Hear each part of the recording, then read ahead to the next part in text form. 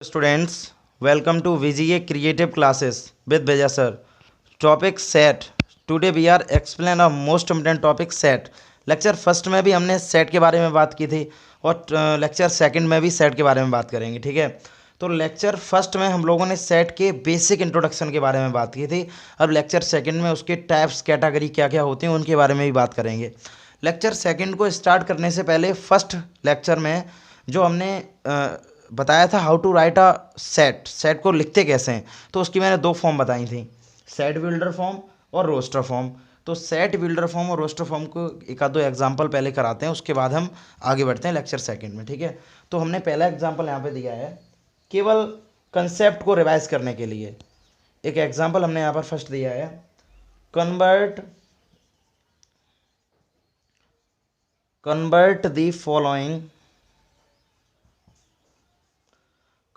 The following set into set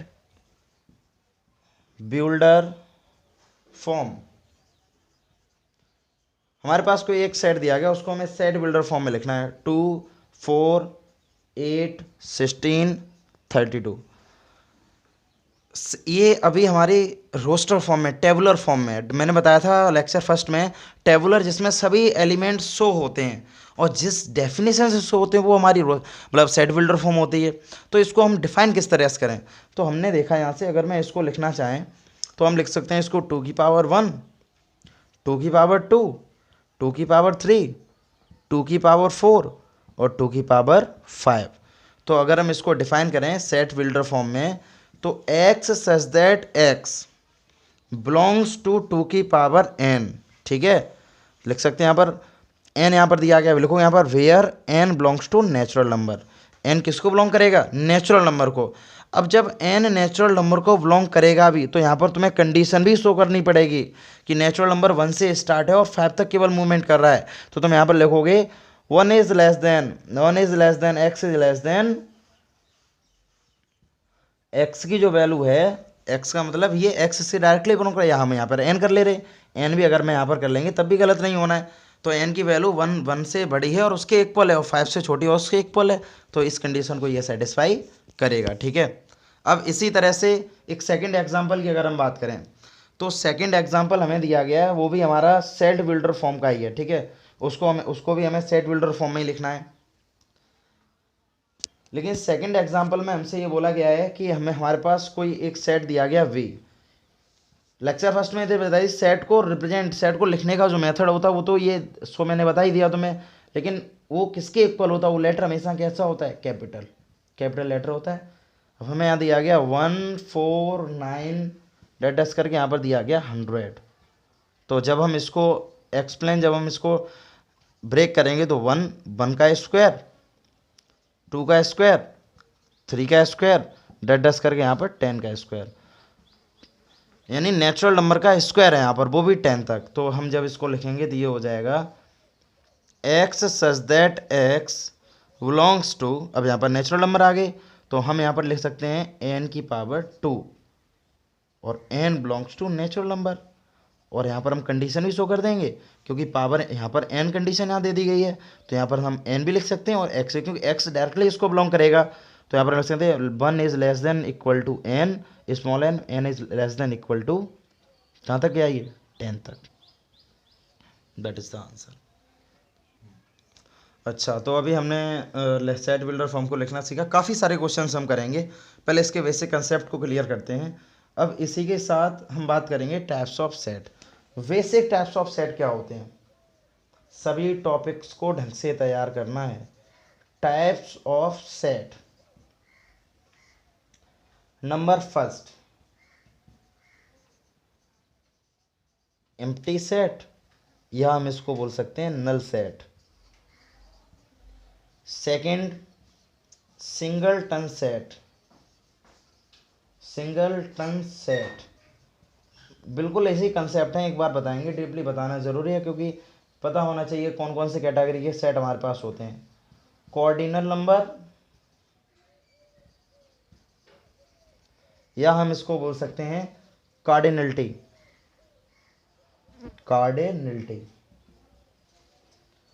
fourth finite and infinite set, finite and infinite set. Number 5 universal set, universal set. वैसे category से अगर हम देखें तो हमारे पास 5 कैटेगरी के सेट हैं, एम्प्टी सेट और null set, singleton set, cardinal number और cardinality, finite and infinite set, और 5th है हमारे पास यूनिवर्सल सेट। अच्छा, टाइप्स ऑफ सेट में फर्स्ट हम बात कर रहे हैं एम्प्टी सेट। एग्जाम्पल्स हम इसको समझेंगे, बिल्कुल कंसेप्ट बिल्कुल क्लियर है, बहुत ही छोटा टॉपिक है हमारे पास सेट, इसको हमें समझना है। एग्जाम्पल हमें दिया गया है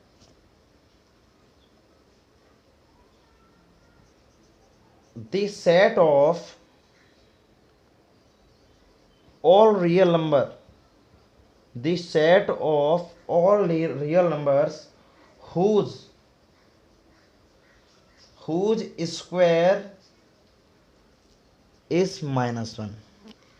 मतलब कि हमें उन सभी के स्क्वायर का, हम उन सभी के रियल नंबर्स का हमें सेट चाहिए जिसका स्क्वायर क्या होना चाहिए, एक -1 होना चाहिए, जो कि पॉसिबल नहीं है।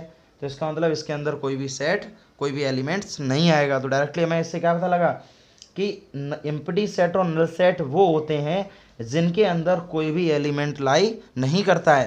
यानी कि इन्होंने बोला है कि हमें एक ऐसा रियल नंबर का सेट चाहिए जिसका स्क्वायर -1 हो, तो -1 तो पॉसिबल ही नहीं है, तो इसका मतलब सेट हमारा खाली रहेगा। तो हम डेफिनेशन इसकी लिख सकते हैं, डेफिनेशन इसके हम लिख सकते हैं, a set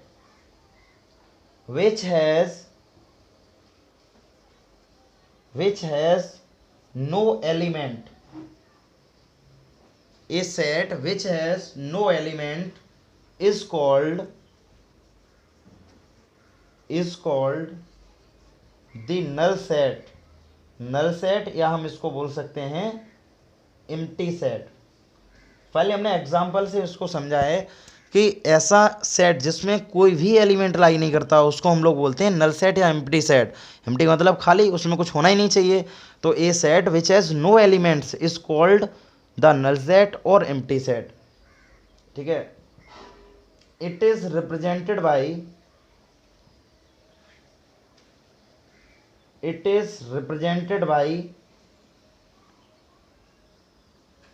only curly brackets या 5। It is represented by only curly bracket या हम 5। तो भाई देखो, यहाँ से मैं करली ब्रैकेट यहाँ पर मैंने लिख दिया, या हम इसका आंसर 5 ही दे सकते हैं। एक और एग्जांपल समझते हैं इसका। एक दूसरा एग्जांपल है हमारे पास, द सेट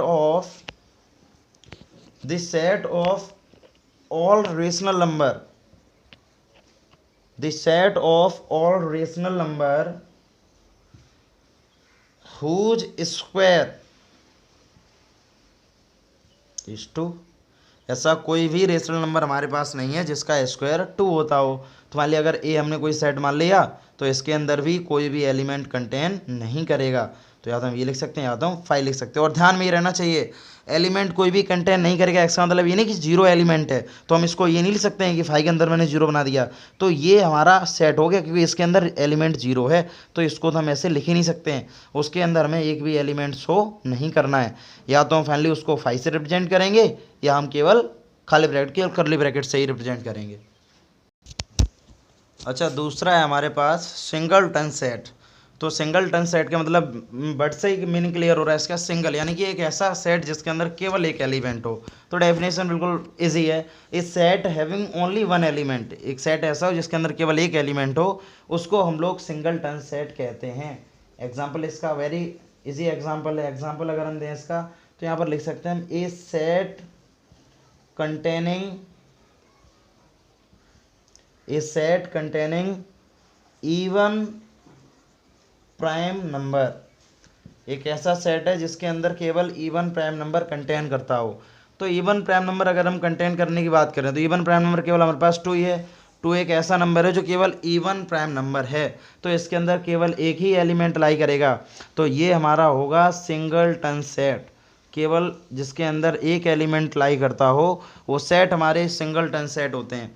इससे पहले हमने एम्प्टी सेट में एक और सेट के बारे में बात की थी। मैंने बोला था कि इसके अंदर 0 एलिमेंट लाई कर गया, तो 0 एक एलिमेंट है, तो इसलिए ये भी सेट हमारा सिंगलटन सेट हो गया, ना कि हमारा एम्प्टी सेट, विशेष ध्यान देना इस पर। ये हमारा सिंगलटन सेट है, ना कि ये एम्प्टी सेट है, क्योंकि इसके अंदर भी हमारे पास एक एलिमेंट लाई कर रहा है, ठीक है। थर्ड, कार्डिनल नंबर और कार्डिनलिटी। कार्डिनल नंबर और कार्डिनलिटी क्या होती है, इसको हम पहले डेफिनेशन से एक बार हम इसको देखते हैं। The number of distinct element in A set, मतलब डिस्टिंक्ट एलिमेंट के नंबर होने चाहिए एक सेट में, उसको ही हम लोग कार्डिनल नंबर ऑफ इट, उसकी या तो हम उसको कार्डिनल नंबर बोलते हैं या उसको ही हम लोग कार्डिनलिटी बोलते हैं। एग्जाम्पल से समझते हैं। एग्जाम्पल एक हमने लिया यहाँ पर 0 2 3 4, ये मैंने एक एग्जाम्पल लिया। इसके अंदर 4 एलिमेंट हैं, चारों ही एलिमेंट डिस्टिंक्ट हैं, डिफरेंट हैं। तो इसका मतलब है कि इसके पास 4 एलिमेंट हैं और 4 ही इसकी कार्डिनलिटी हो गई। इसको ध्यान से समझो पहले। लेकिन अगर मैं दूसरा एग्जाम्पल, अगर मैंने यहाँ पर ये ले लिया SCHOOL, ये मैंने ले लिया एग्जाम्पल, केवल एग्जाम्पल मैं समझ रहा हूँ इसके। तो अब हमसे बोला जाएगा इसकी कार्डिनलिटी बताइए कि इसका कार्डिनल नंबर कितना होगा या कार्डिनलिटी इसकी क्या होती है। तो डेफिनेशन से क्लियर करो। बोला गया डिस्टिंक्ट एलिमेंट, कि उस सेट के अंदर डिस्टिंक्ट एलिमेंट हो। यहाँ तो चारों एलिमेंट डिफरेंट हैं, इसलिए इसकी कार्डिनलिटी 4 है। लेकिन इस केस में 2 एलिमेंट ऐसे हैं जो दोनों ही सेम हैं।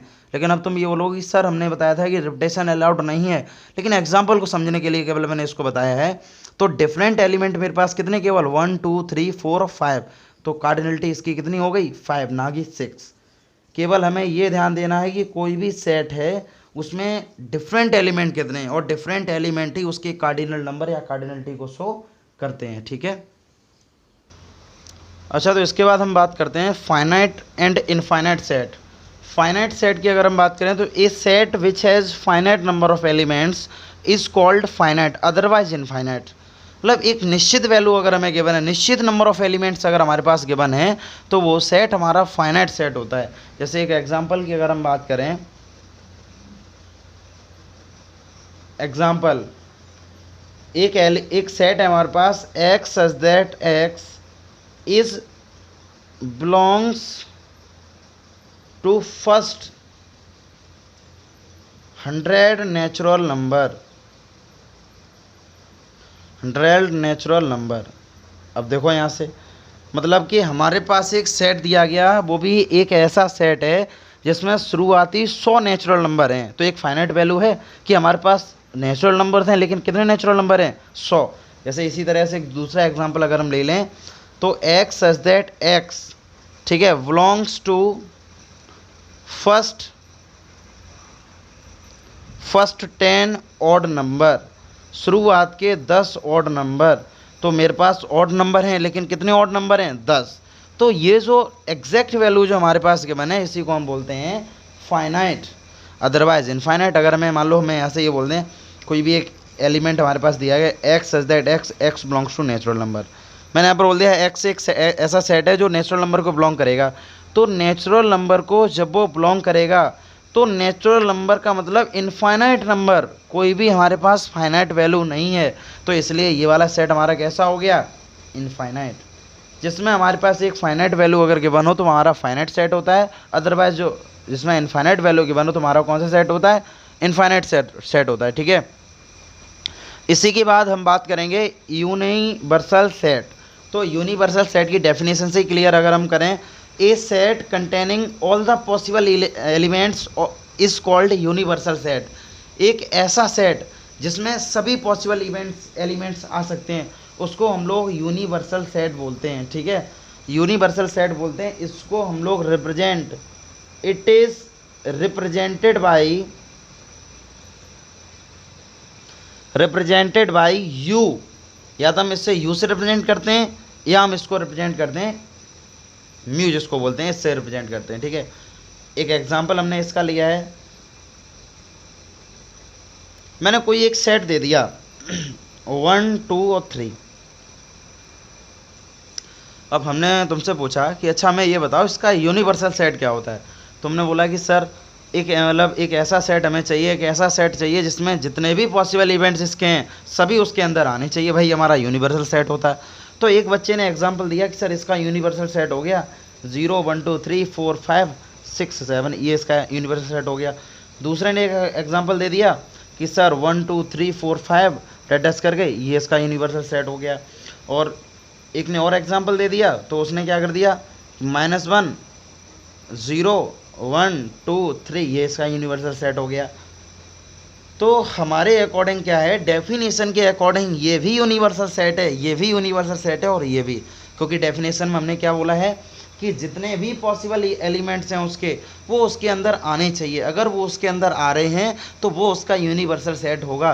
तो यानी कि 1 2 3, तो 1 2 3 1 2 3 एंड 1 2 3 पॉसिबल इवेंट्स तो तीनों में ही आ रहे हैं।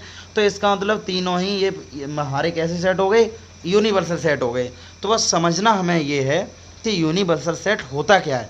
तो यूनिवर्सल सेट अगर हमें समझना तो उसके लिए ये डेफिनेशन क्लियर करो कि जितने भी एलिमेंट्स किसी सेट में हैं तो उसके सभी एलिमेंट दूसरे सेट में होने चाहिए, तो वही इसका क्या हो जाता है, universal set. Some different category of set, some different category का मीनिंग ये है कि another types of set. Another type set के क्या हैं, जैसे कोरिलेशन वाले सेट अभी हमारे पास बचे हुए हैं। तो पहला सेट हमने जैसे बता दिया यहाँ पर इक्वल सेट, इक्वल सेट। दूसरा सेट हमारे पास है equivalent set, equivalent set. Third set हमारे पास है सुपर सेट, सुपर सेट या सबसेट। पहले subset and last one super set. इनको ही हम एक्सप्लेन करेंगे, ठीक है। तो फर्स्ट सेट हमारे पास equal set, second equivalent set, third subset, fourth super set. Equal set and equivalent set. Equal set, two set A and B are said to be equal if they have exactly same elements. Equal set हमारे दो set जब equal हो सकते हैं जब उन दोनों set के अंदर एग्जैक्टली सेम एलिमेंट हो, जैसे 1 2 3 3 1 2, यानी इसके अंदर भी 3 एलिमेंट, इसके अंदर भी 3 एलिमेंट, लेकिन तीनों ही एलिमेंट जो इसके अंदर हैं वही इसके अंदर हैं, तो ये हमारा equal set. Otherwise equivalent set, जैसे two finite set A and B, कोई से भी दो हमारे पास फाइनाइट सेट हैं ए और बी, ठीक है, वो दोनों आपस में इक्विवेलेंट जब हो सकते हैं कि दोनों के अंदर नंबर ऑफ एलिमेंट सेम होने चाहिए। नंबर ऑफ एलिमेंट सेम हो ये ज़रूरी नहीं है कि जो उसके अंदर हो वही, जैसे यहाँ पर मैंने एक एग्जांपल दिया है, मैंने SWET, इसके अंदर भी हैं 4 एलिमेंट, और 1 2 3 4 इसके अंदर भी 4 एलिमेंट हैं। तो मुझे केवल कार्डिनल नंबर से मतलब है, ना कि उनके एलिमेंट से। एलिमेंट सेम हो या ना हो उससे कोई मतलब नहीं है, बट नंबर सेम होने चाहिए। कार्डिनल नंबर है वो सेम होना चाहिए, इनकी कार्डिनलिटी सेम होनी चाहिए। तो ये हमारा इक्विवेलेंट सेट हो गया और ये वाला हमारा इक्वल सेट हो गया कि दोनों में अगर नंबर ऑफ एलिमेंट्स भी सेम हो और उनके अंदर जितने भी एलिमेंट्स हैं वो भी सेम हो तो वो इक्वल सेट, अदरवाइज हमारा इक्विवेलेंट सेट।